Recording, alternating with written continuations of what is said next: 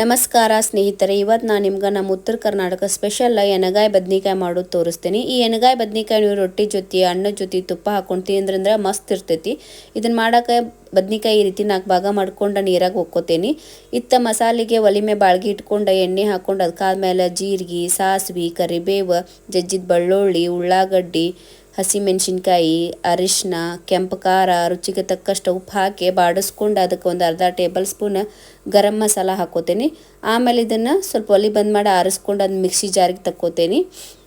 ಅದಕ್ಕೆ ಹುಣಸೆ ಹಣ್ಣಿನ ರಸ, ಗುರೆಳ್ ಪುಡಿ, ಶೇಂಗಾ ಪುಡಿ, ಎಳ್ಳಿನ ಪುಡಿ, ಕೊಬ್ಬರಿ ಪುಡಿ, ಬೆಲ್ಲ, ಲಾಸ್ಟಿಗೆ ಕೊತ್ತಂಬರಿ ಹಾಕಿ ಇದನ್ನ ಸಣ್ಣ ಮಾಡ್ಕೋತೀನಿ. ಸಣ್ಣ ಆದಮೇಲೆ ಇದನ್ನು ಬದ್ನಿಕಾಯಿಗೆ ಈ ರೀತಿ ಅಗಲ್ ಮಾಡ್ಕೊಂಡು ತುಂಬ್ಕೋತೀನಿ. ತುಂಬಿ ಉಳ್ದದ ಗ್ರೇವಿ ನೀರು ಹಾಕಿ ಒಲೆ ಮ್ಯಾಗಿಟ್ಟು ಒಂದು 5 ನಿಮಿಷ ಕುದಿಸಿದ್ರಿ ಅಂದ್ರೆ ಮಸ್ತ್ ಎಣ್ಣೆಗಾಯಿ ಬದ್ನಿಕಾಯಿ ರೆಡಿ ಆಗ್ತೈತಿ. ಇದ್ರ ಡೀಟೇಲ್ ರೆಸಿಪಿ ಬೇಕಂದ್ರೆ ನನ್ನ ಯೂಟ್ಯೂಬ್ ಚಾನಲ್ ಲಿಂಕ್ ಡಿಸ್ಕ್ರಿಪ್ಷನ್ ಕೊಟ್ಟಿರ್ತೀನಿ, ಹೋಗಿ ನೋಡ್ರಿ.